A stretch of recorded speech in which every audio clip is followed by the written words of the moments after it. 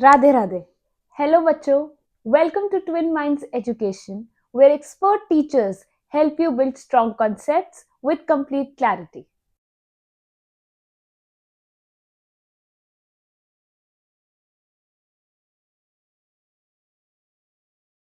So this video is only for class 12 students who are all set to appear for their English exam. The highest score which board gives you in English is 98 on 100. अब वो आता है कि 2 marks आपके specially language subjects में कहाँ जाते हैं. Considering that you are in class 12th, so you have only one language subject in CBSE, that is English. अगर मुझे पता है कि मेरे पास 98 का हाईएस्ट स्कोर है, तो how can I climb up that ladder to reach till 98? So let's start. So your paper is divided into 3 sections: reading, writing and literature. So अगर मैं बात करूं कि आपने पेपर के सीक्वेंस में अटेम्प्ट करना है, बिफोर वी स्टार्ट कि आपने रीडिंग सेक्शन कैसे अटेम्प्ट करना है, then writing and finally to literature. देखिए, जो एक आइडियल स्टूडेंट है और जो इसी मोटिव से जा रहा है कि मुझे मैक्सिमम मार्क्स स्कोर करने हैं इंग्लिश के एग्जाम में, तो आपकी जो एक सीक्वेंस रहती है to attempt the exam, it is that you should always start with your writing portion, that is section B. अब उसका क्या रीजन है? See, you have 3 hours to complete your paper, and as soon as you sit to take your test, to take your board exam, तो उसमें आपका mind is fresh, अभी सारे thoughts, everything is in your mind. आप maximum अपने brain की utilisation starting के 1.5 our तक कर सकते हैं. तो क्योंकि हमारा जो राइटिंग पोर्शन है वो आपका कहीं से कॉपीड या सेम क्वेश्चंस तो है नहीं, so therein you have to use your own intellectual skills to go for your all writing topics. अब देखिए, जॉब एप्लीकेशन है, रिपोर्ट है, आर्टिकल है, नोटिस है और लेटर टू एडिटर है, उसमें आपका रट्टाफिकेशन या क्रैमिंग वाला कोई भी पार्ट नहीं होता. So it is recommended that you start your paper from section B, that is writing. Once you are done with it, then you may proceed to literature. Literature पे अब क्यों जाना है? बिकॉज अभी जब आपका 1.5 आवर या 1 आवर ओवर हो जाएगा with your writing portion, then आपके दिमाग में जब आप जैसे ही लिटरेचर पोर्शन स्टार्ट करेंगे, you have everything in mind. अभी आपका दिमाग थका हुआ नहीं होता जो आपके लास्ट के हाफ एन आवर या 40 मिनट्स में हो जाता है. Then you attempt your literature portion, all the writers, poets, extracts, scene comprehension, and finally you will end your paper by completing unseen comprehension. देखिए, एक चीज आपको याद रखनी है कि जो आपका रीडिंग टाइम है 15 मिनट्स का, that is the most valuable time of the 3 hours. वो क्यों? क्योंकि उस 15 मिनट्स में you can definitely go for one unseen passage which appears to be shorter in length, which appears to be easy. अभी देखिए, class 10th का exam हुआ है, board exam English ka. So students followed the same strategy.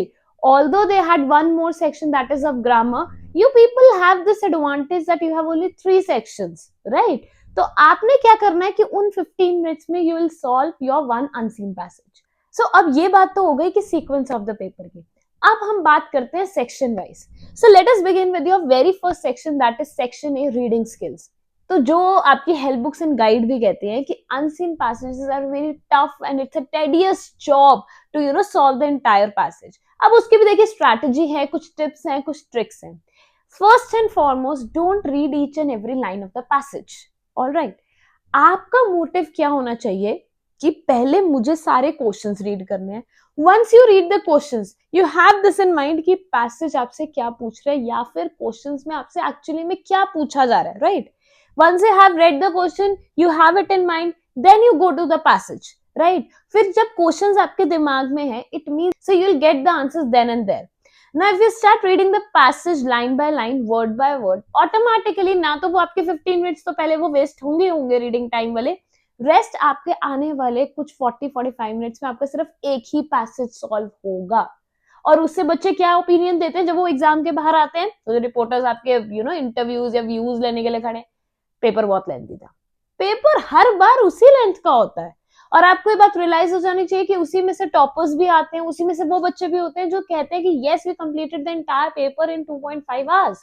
तो आपकी time management जो है वो बहुत अच्छी होनी चाहिए, plus sequence of the paper.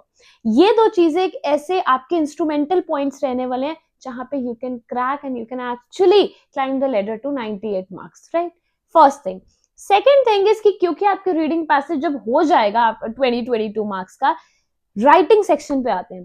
देखिए, writing section demands your presentation, the way you present all your writing topics and the way you have actually synced in all your thoughts, all your musings in your writing skills. Writing skills का मतलब ही यही है कि आप on the spot जो topic आपको दिया गया है, आप उसमें कितना अपना इंटेलेक्चुअली या क्रिएटिव माइंड यूज करते हैं.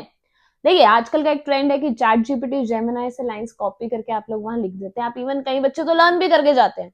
आपको क्या लगता है एग्जामिनर को पता नहीं है? एग्जामिनर के पास जब हीप्स ऑफ पेपर्स आते हैं तो वी गेट टू नो कि 100 में से 95 पेपर सेम ही लाइन लिख रहा है, तो it means it has been copied, crammed, rectified from one way और द अदर. तो आपकी प्रेजेंटेशन जो है, कई बार आपको बोनस मार्क्स भी मिल जाते हैं. बोनस से आई मीन कई बार आपकी इधर उधर एरर्स इग्नोर हो जाते हैं only because you have presented the paper so well.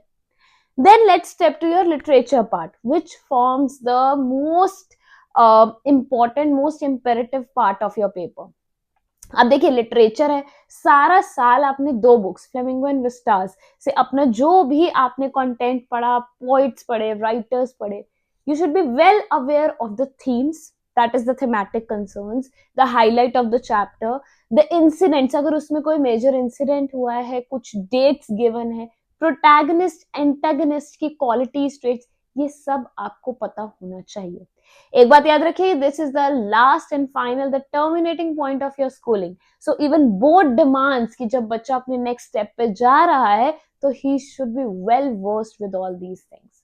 सो ये कुछ एक बातें हैं जो आपको अपने बोर्ड एग्जामिनेशन के लिए रेडी रखना है और तैयार रहना है.